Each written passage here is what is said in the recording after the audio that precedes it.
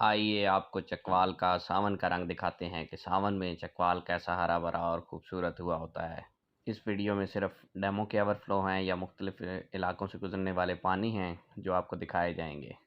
ये मंजर खोखरजेर डैम का है, जबकि ये जगह आड़ा बिशारत के करीब बनती है। और ये लखवाल डैम का ओवरफ्लो है।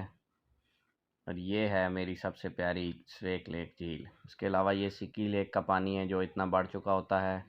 ये फिर से खोखरजेर डैम का ओवरफ्लो था। ये थी स्वेक लेक और ये मेरे गांव खोखरबाला के करीब।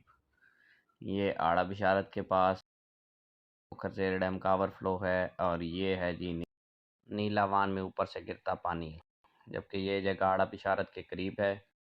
ये है किटास राज के अंदर बारिशी पानी। ये आबशार सिक्की गांव के करीब बरसात के दिनों में चल रही होती है, जबकि ये जगह मेरे गांव के पास है। ये फिर से नीलावान का एक मंज़र। ये आबशार मेरे गांव खोखरबाला में बारिश के दौरान बनती है। ये खूबसूरत सी जगह अमरीला ढान है। बारिश के फ़ौरन बाद गांव का एक मंज़र। ये आबशार चौसैदन शाह की पहाड़ियों पर बह रही है।